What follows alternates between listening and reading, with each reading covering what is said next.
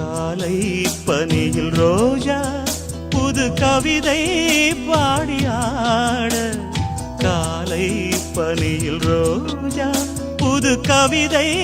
பாடியாட, இயற்கையின் அதிசயம் சகரி மகபமத பனித சனிரு வானவில் ஓவியம், எங்கெங்கும் பாடுது காதல் கீதங்களே.